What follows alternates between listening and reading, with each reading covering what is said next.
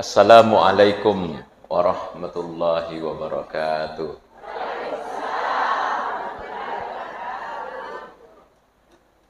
Alhamdulillahi rabbil alamin. Wabihi nasta'inu ala umurid dunya waddin. Wassalatu wassalamu ala imamil mursalin Sayyidina wa habibina wa maulana Muhammadil amin wa ala alihi wa ashabihi ajma'in. Qala sallallahu alaihi wasallam, man salaka tariqan yaltamisu fihi ilman sahhalallahu lahu tariqahu ilal jannah, atau kama qala sallallahu alaihi wasallam. Yang saya muliakan Ibu Ketua Muslimat NU Kabupaten Sidrap, yang juga adalah mertua saya, ya.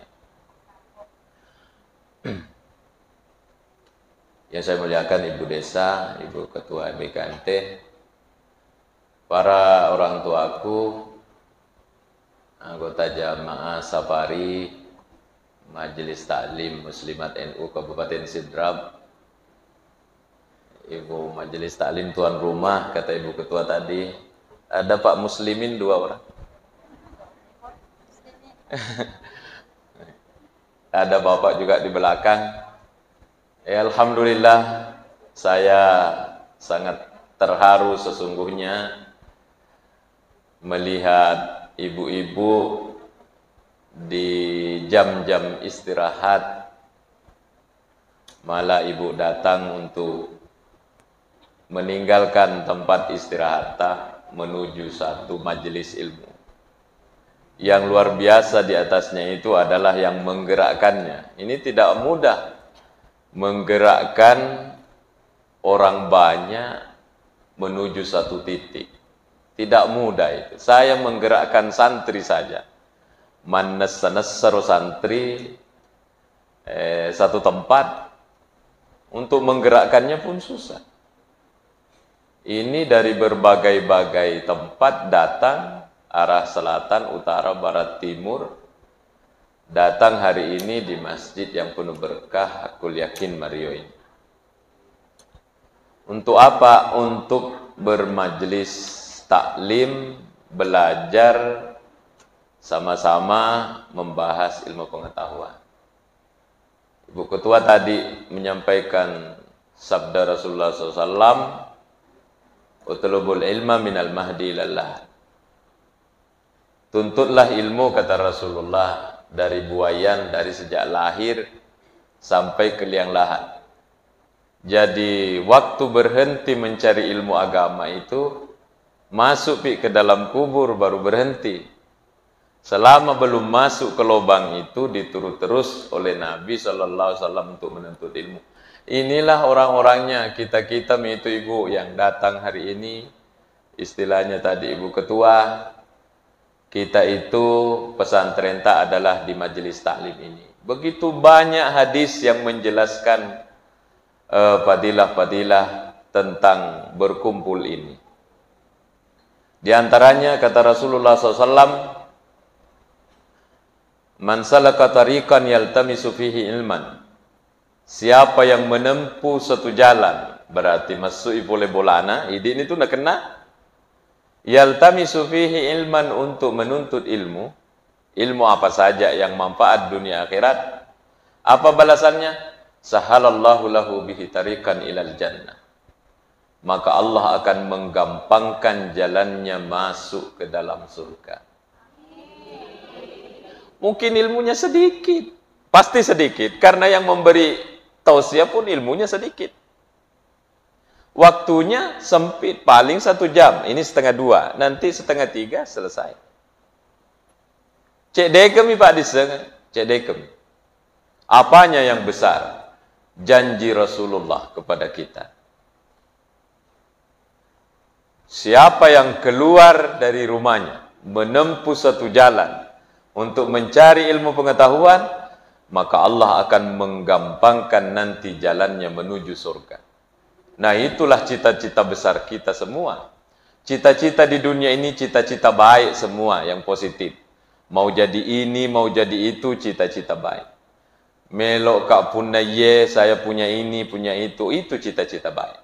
Tetapi semua itu insya Allah akan ditinggalkan ketika kita dapat.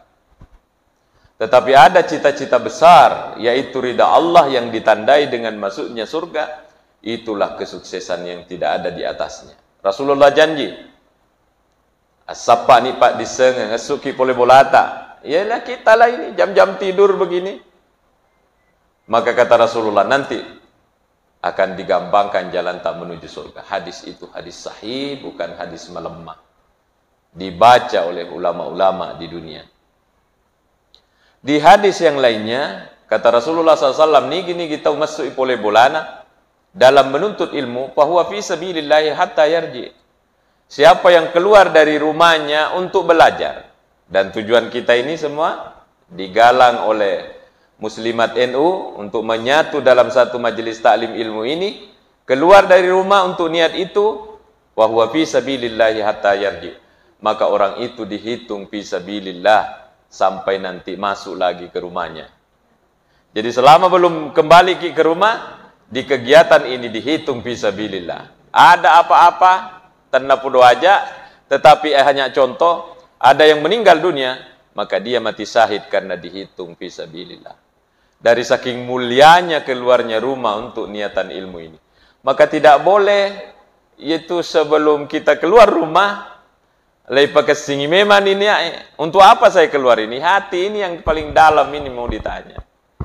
Makutana ki masuk iki olok puluh watak kaleta untuk matanga tama. Untuk apa saya ke sana? Lillahi ta'ala, untuk belajar ilmu. Inilah yang dimaksud oleh Rasulullah sallallahu alaihi wasallam. Bukan hanya kita yang baku cari-cari ini. Di mana lagi? Bulan depan di mana? Minggu depan di mana? Yang mencari tempat seperti ini adalah malaikat. Hadis sahih Bukhari Muslim, insyaallah ada di Bukhari. Innalillahi malaikatan sayyara, maka dari Nabi sallallahu alaihi wasallam, sesungguhnya Allah itu memiliki malaikat, rombongan malaikat sayyara yang selalu jalan. Jadi de nairi tamata angka atanna pung Allah Ta'ala, malaikat yang selalu rombongan. As-sosso, dia rombongan keliling.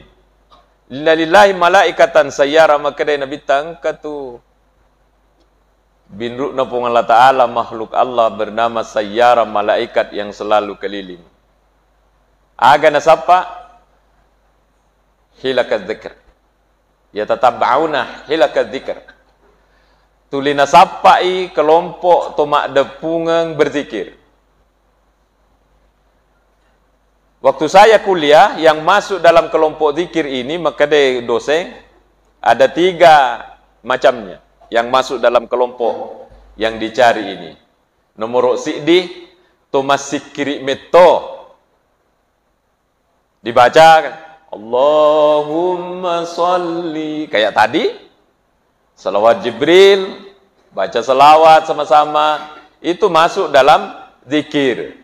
Walaupun ada kelompok-kelompok kecil yang mengatakan jangan itu dipakai karena itu bukan dari Nabi. Saya kira tidak usah dibahas yang itu. Kecintaan kepada Rasulullah SAW, sahabat juga membuat salawat sendiri. Ada salawatnya Anas bin Malik, ada salawatnya Ibnu Mas'ud dan lain-lain. Mereka punya salawat sendiri. Jadi dilakukan oleh sahabat, maka ini salawat-salawat yang kita baca menyebut Nabi Muhammad SAW dan mendoakan Nabi Muhammad, maka itu masuk dalam kelompok salawat. Jadi yang masuk dalam kelompok yang dicari oleh malaikat yang rombongan tadi, nomor di orang yang berzikir. Yang kedua, orang yang makda punggung untuk baca Quran. Hanya kali ini karena ada kepentingan, kata Ibu Ketua tadi, sehingga tidak baca Yasin. Orang yang mengaji masuk dalam kelompok zikir. Yang ketiga, kelompok zikir yang dicari malaikat ini, itu majelis taklim sendiri. Karena dalam belajar ini pasti engka ayat, namo cek de, namo si di ayat, 2 ayat, mari ke. Kemudian pasti engka Nabi Muhammad lai rampe. Maka masuk dalam kelompok zikir itu ada 3. Nomor orang yang berzikir, nomor 2 orang yang mengaji, nomor yang ketiga adalah orang yang membahas ilmu, karena di situ pasti ada Allah disebut dan Nabi Muhammad. Jadi kata Rasulullah SAW, Inna lillahi malaikatan sayyara yatatabba'una hilaka dzikr. Majapun Allah Ta'ala, engkau tu malaikat nak kulino mak depungan selalu keliling masapa agan sapa hilaka dzikr. Orang yang berkumpul untuk berzikir, majelis taklim. Nareko pura ni masikri, pura ni majelis taklim nanti kita bubar ini, itu malaikat kata Rasulullah menrei melapor ikupung Allah Ta'ala. Makutane pung Allah Ta'ala, malaikat, dari mana ki semua? Wa huwa a'lamu. Maka dari Nabi padahal Allah tahu dari mana malaikat tadi, cuma dia bertanya kepada malaikat, dari mana ki semua? Dikata malaikat, ji'na min indi ibadik. Kami datang tadi berkumpul sama hamba-hamba tak. Jadi ini di tempat ini ada itu malaikat yang berkumpul. Maka lihat di samping tak, jangan sampai itu malaikat. Ada itu malaikat di sini. Menurut Rasulullah, tidak mungkin Rasulullah memberikan teori yang salah. Dia tidak mungkin salah. Engkau malaikat cuma kodelairitai, memang mata kita ini belum mampu untuk melihat malaikat-malaikat itu. Nah, makutane pun Allah Ta'ala ku malaikat. Agamana ro cinnai, agana cinnai ro atakku yawa. Maka dari malaikat anu je wita ro atatak rupuah. Apa yang mereka mau? Mau sekali masuk surga. Kutanya ki, mau ki masuk surga? Itu. Maka dia Allah Ta'ala ku malaikat pura kana ita surga, pura kana ita. Magina cinnai lada, pura kana ita. Maka dia malaikat belum dilihat ya Allah. Kemudian Allah membangkakan, ita ni malaikat de parona ita ya sesuruga na cinnai lada ni, apalagi coba na pura ina ita. Kemudian bertanya lagi, apa yang mereka takuti? Iya rawita atau puang, mitau lada taba kuranaka, mitau ibu, takut kita masuk neraka? Tidak mungkin ada berani masuk neraka. Mitau lada nasa kuranaka, agan nasa pong Allah Ta'ala, pura kana ita ya seranaka. Sudahkah dilihat itu neraka? Maka dari malaikat belum pernah nalihat. Coba itu malaikat bagaimana coba napura naita. Pasti lebih takut lagi. Satu lagi. Apa yang mereka paling dambakan? Bilang malaikat, saya lihat mereka itu mau sekali kalau diampuni dosanya ya Allah. Mau ki diampuni dosa tak? Nah dengar sama malaikat, nanti dilapor itu. Agar nasabong Allah Ta'ala, malaikat, anni qad ghafartu lahum. Anni qad ghafartu lahum. Sabi ya, pura maning wa dampung ang iro tawo nak mak depung ang. Makanya kalau kita mau berangkat dari rumah dipasang dalam hati. Ya Allah, saya menuntut ilmu, masukkan saya ke dalam surgamu, jauhkan saya dari nerakamu, dan ampunilah dosa-dosaku. Karena ini puang mau kak majelis taklim bersama muslimat NU.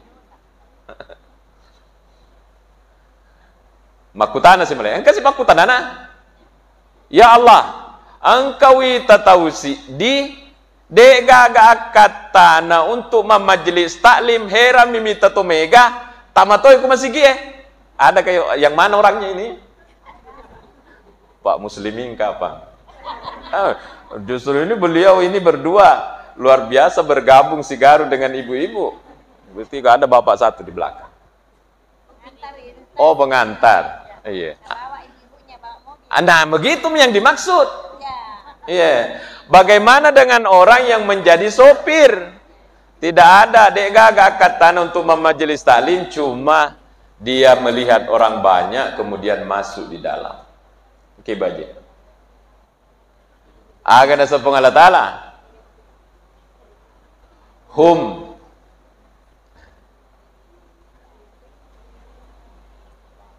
Masih raya. Penggerak tuh beliau ini. Penggerak orang banyak memajelis taklim. Agar nasa Allah Ta'ala kumulaikai. Hum qaumun la yasqa ma'hum jalisuhum. Malaikat, mereka itu adalah kelompok. Orang-orang yang tergabung ke dalam kelompoknya tidak akan saya celakakan. Bisa dia coba ketik di HP itu hadis ada. Jadi inilah kelebihannya ini majelis taklim.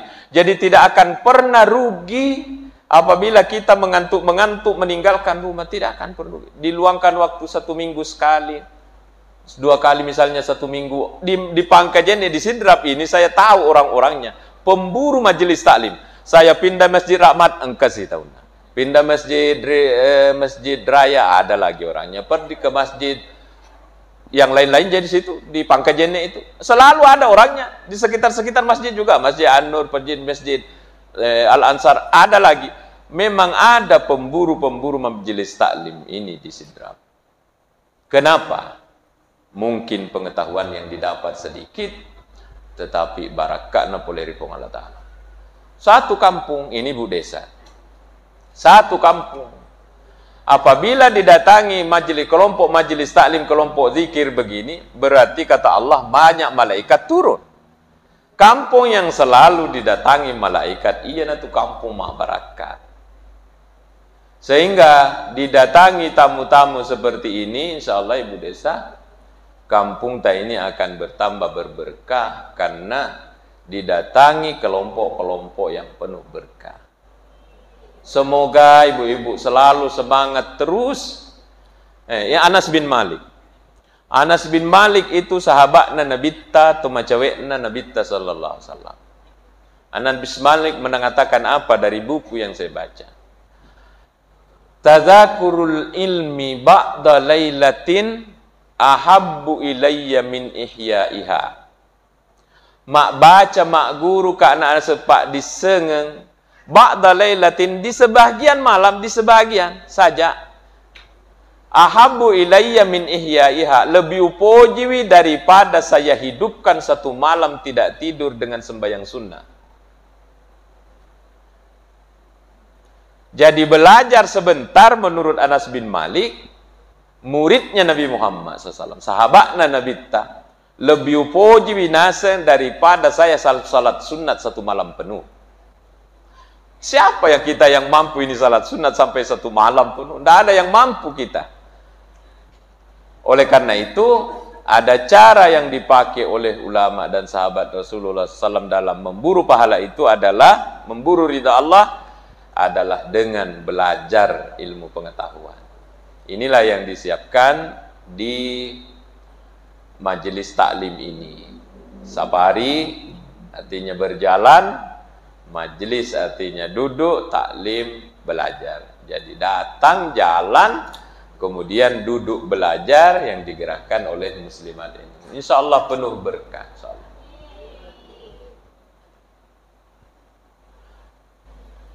Seorang ulama seperti Syekh Amin Kurdi dalam kitabnya Tanwir,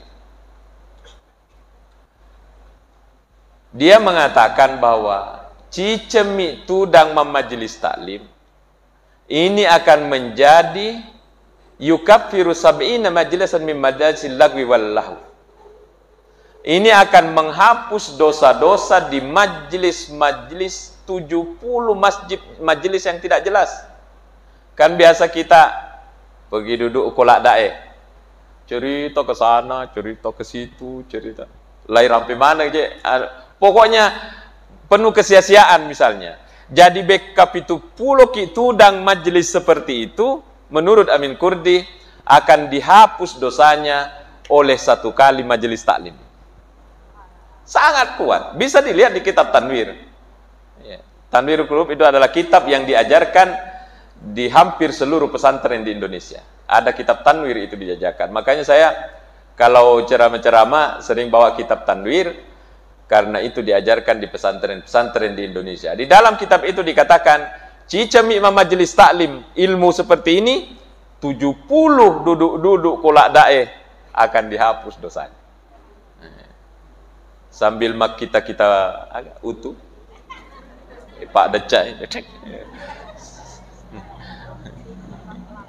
Tidak ada mi begitu di, tidak ada mi toriolo mi begitu, tidak ada mi sekarang. Sekarang bukan lagi utuh na cari, apa na cari? HP na dorong-dorong. Tidak kalah bahayanya karena semua bisa dilihat. Saya lupa tanya Ibu Ngaji tadi ini apa materi yang mau saya sampaikan ya. Tidak ada materi yang disampaikan pesan kepada saya untuk dibawakan hari ini. Insya Allah sampai jam berapa lagi? Sampai 2:30. Ada door prize. Jadi sampai 2:30 selesai acara. Iya, berarti saya sekitar 10 atau 20 menit lagi. Iya. Bagus kalau ada dialog. Iya, bagus sekali kalau ada dialog. Ya, tanya jawab. Nah, di sini saya akan membacakan singkat tugas dan peran suami istri. Dia Pak Guru kiye. Saya belum lahir, kita sudah menjadi istri memang. Jadi saya anak bagi ibu-ibu. Cuma ini kita baca buku supaya kita sama-sama. Kewajiban seorang suami sama istri. 1, memberi mahar. Jadi masih ingat mahar tak? Masih ada? Masih ada mahar tak? Mahar itu kewajiban seorang suami untuk istrinya. Maka ibu-ibu, kalau kita punya anak laki-laki dan mau melamar calon menantu tak, jangan dihargai rendah itu menantu tak. Dengan mas kawin seperangkat alat salat karena Allah, dihargai rendah sekali ini calon menantu tak. Padahal mahar itu adalah pemberian yang menjadi hak seorang istri dari suaminya. Maka jangan kalau kita mampu lebih tinggi nilainya, jangan kasih yang rendah-rendah. Kenapa masa Rasulullah ada cincin besi minalengi? Oh ya, karena ekonomi memang waktu itu memang seperti itu. Ada yang hanya menikah dengan hafalan satu surah. Memang karena ekonomi itu waktu. Ande Guru Tak Wahab Zakaria, ulama besar di Sidrap itu di Mangkosok mengatakan apa? Sekarang ini banyak orang menghargai perempuan dengan harga yang rendah. Masa perempuan dengan mahar seperangkat alat salat karena Allah di harga seperti itu? Uang panaiknya banyak, tapi maharnya kecil. Seharusnya maharnya yang dikasih tinggi-tinggi sedikit, itu uang panaiknya karena itu akan terhambur saja, itu juga sedang-sedang sesuai kemampuan. Biasa dipaksa uang panaik tinggi, maharnya kecil seperangkat alat salat, padahal itulah yang akan menjadi hak dan milik seorang istri. Ya. Kalau hati-hati kalau mau kasih menikah anak tak. Jadi ini dibahas di sini. Yang kedua, kewajibannya seorang laki-laki memberi nafkah. Ini cocoknya disampaikan di pengajiannya muslimin. Ya. Tapi kita harus tahu karena itu harta. Jadi mencari nafkah itu bukan tugas istri. Dia adalah tugasnya suami, an-nafkah. Maka kita ini sebagai suami-suami ini harus berterima kasih apabila narekoong atau baineta punya gaji. Digaji istri tidak ada haknya suami, tapi digaji suami ada haknya istri. Orang yang istrinya punya penghasilan tidak boleh diatur-atur itu penghasilannya istri oleh suami. Ini harus dimengerti oleh kaum laki-laki. Ya. Tetapi seorang istri harus juga mengerti, dan inilah orang calon-calon penghuni surga betul, apabila tugas mencari nafkah itu tugasnya suami, tapi dia yang bantu. Maka itu adalah wanita yang luar biasa. Seorang datang bertanya kepada Rasulullah, "Ya Rasul, ini suamiku," ada namanya sini. "Ini suamiku dan nak kasih kak belanja sama anaknya. Bolehkah saya ambil uang di dompetnya?" Sekarang kita yang jawab. Bolehkah? Boleh. Langsung na jawab.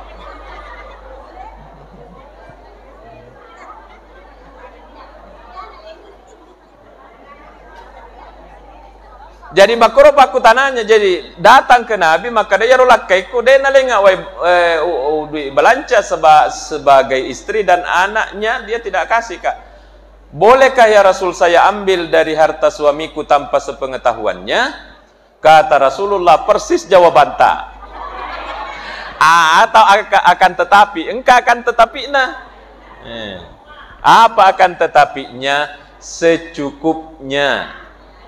Mayak fiki, secukupnya untuk belanja tak dan anak tak. Jadi narekong kalakai maseke boleh kalau dia masuk ke WC peresa dompetna boleh, tapi ambil secukupnya. Tetapi kalau saya lebih baik kita bermusyawarah.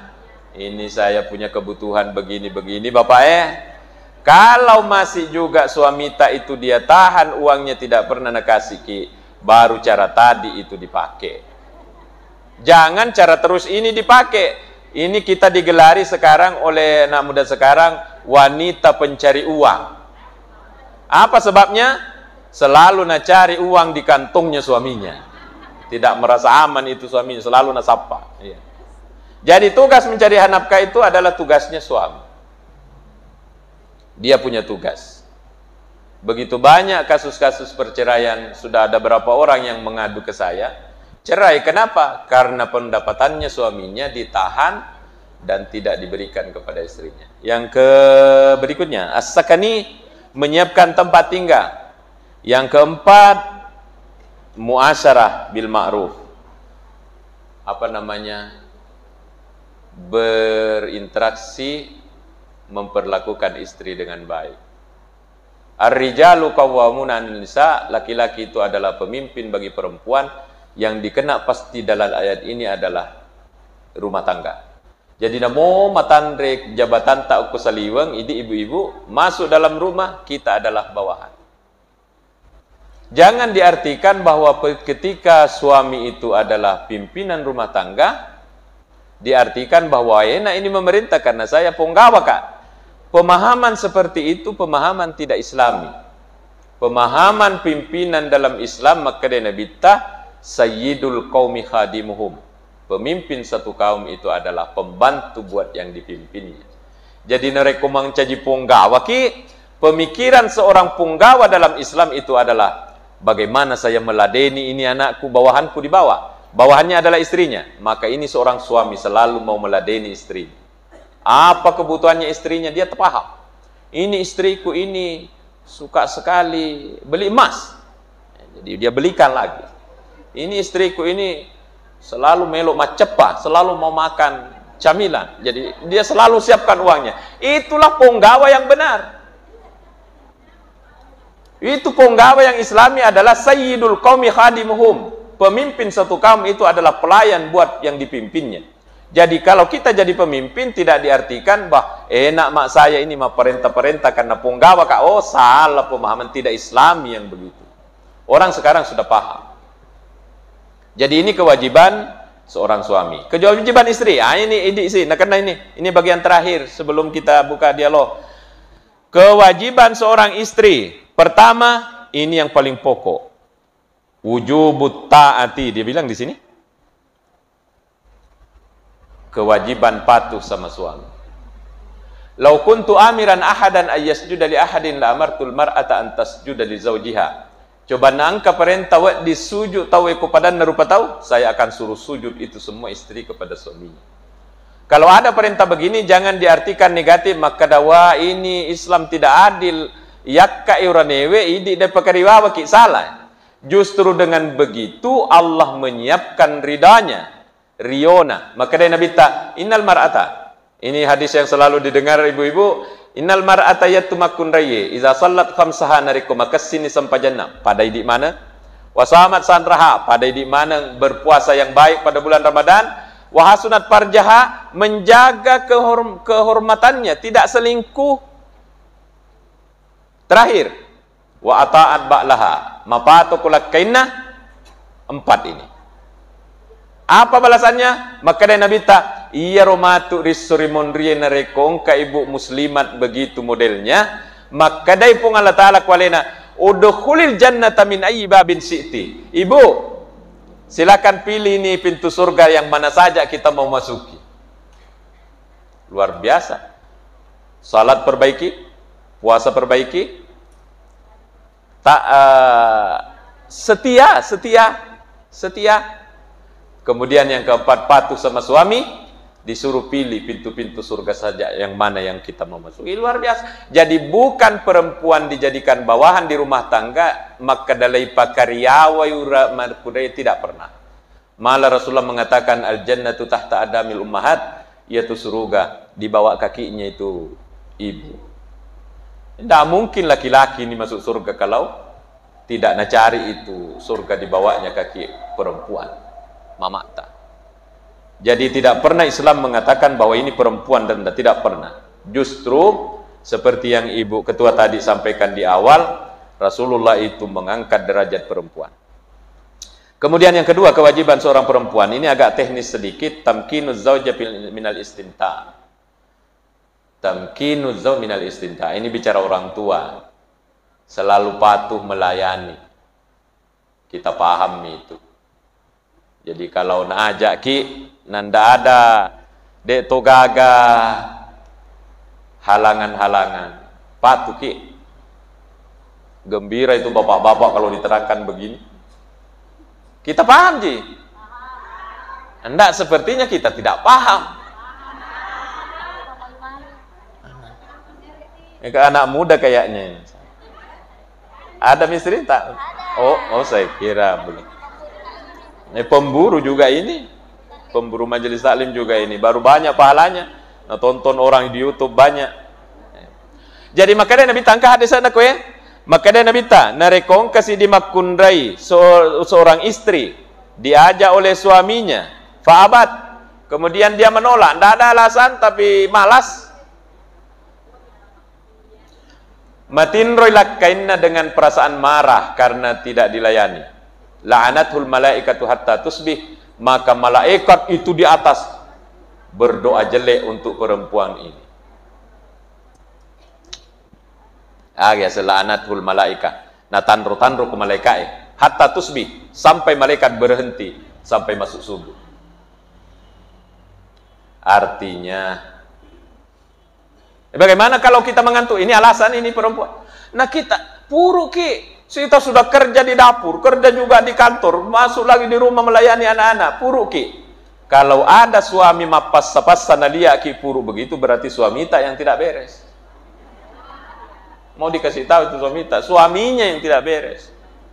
Iya. Seharusnya sebagai seorang suami juga paham. Ini kasih beneku puruk lah, dia kasih makai ke mana? Iya.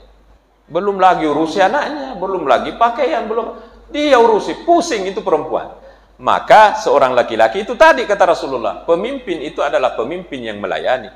Kalau dilihat bawahan capek, nah jangan toh sih pas-pasan. Tapi marah bapak-bapak kalau dibilang begitu. Ya. Yang berikutnya, kewajiban seorang ibu, tabe, adamul khuruji, kena sekwe. Adamul khuruji minal baiti illa ayyudzana illa biizni zauj. Tidak boleh keluar rumah tanpa izin. Dan tidak boleh memasukkan laki-laki yang tidak disenangi ke dalam rumah. Ini kewajibannya perempuan. Yang keluar yang mana dimaksud ini? Kalau sekiranya ini keluar ki nanti tidak diizinkan ki suami, maka jangan ki keluar. Tapi kalau sekira-kira pasti izin kakak suamiku, biar tidak minta izin. Jangan sampai setiap mau keluar rumah minta izin. Mau jemur pakaian minta izin. Pergi beli bakso minta izin. Yang dimaksud ini keluar rumah yang memang membutuhkan izin. Misalnya, karena kalau tidak minta izin timbul fitnah. Contoh, tepat dek bawangi satu malam. Kemana? Ke Makassar. Waduh, tanda tanya besar suaminya. Sama siapa ke Makassar? Untuk urus apa ke Makassar? Maka perlu izin. Saya menyampaikan di beberapa hari yang lalu di Enrekan, ada ibu desa. Bagaimana saya Pak Ustaz? Terkadang ada kepentingan mendadak rapat dan ini itu. Saya bilang begini solusinya. as sepakat memang ni ko bolata podang nilakai tak pak. Saya kalau tiba-tiba hilang ada rapat, mohon maaf karena saya tidak minta izin dulu. Artinya bersepakat memang ni dulu. Tapi izin ini memang penting karena akan terjadi fitnah kalau langsung hilang. Di sini dalam Islam ada hadisnya, tidak memasukkan laki-laki ke dalam rumah yang tidak disenangi oleh suami. Termasuk tidak boleh memasukkan laki-laki apabila kita berdua. Makanya di pintu-pintunya orang Arab itu ada bundar begini. Bundar begini namanya ainusir. Ainusir. Jadi kalau engkau ketok, Assalamualaikum, urane. Kita sedang sendiri di rumah. Delay tingkar tanga. Kalau orang Arab karena diintip. Ini kayak, oh macepi ya. Oh bapak. Bilang, tak dampeng enggak? Waalaikumsalam, tak dampeng enggak? Bapak lagi tidak ada, saya lagi sendiri di rumah. Itu orang Arab paham, langsung pulang. Aja tosi di urane, Assalamualaikum. Wah, engkau inilah ada tudaku ke dirai. Padahal ini ada aturan. Jadi dia sudah sangat lengkap ini Islam. Sudah sangat lengkap. Bapak Ibu sekalian, kewajiban bersama terakhir. Ini masih ada yang terakhir, kewajiban seorang istri menerima binaan suami. At-ta'dib di sini, at-ta'dib. Abad tuan, jangan kita tersinggung kalau suami tak mengajari kita. Apa sebabnya? Karena suami memang dia dituntut oleh Allah akan menjadi pemimpin dan dia bertanggung jawab di padang mahsyar. Kalau ibu-ibu ini muslimat masuk ke surga tidak ditanya oleh Allah, tegalakain. Bukan tanggung jawab tak. Tetapi kalau laki-laki masuk surga, kami ini berempat masuk surga, ditanya, jolok-jolok, mana istri? Ada di belakang. Kenapa? Dia sempaja biasa. Pura kamu Pak Guru. Ayo, saya sibuk kak saya, tidak sempat ku ajak. Kamu tanggung jawab. Tidak boleh ku masuk surga dulu. Sama-sama ku istrimu. Begitu. Sehingga seorang istri harus menerima apabila dididik oleh suami tak. Walaupun pendidikan tak tinggi, tapi suami tak mau menasihat, harus patuh menurut ini. Ta'dib.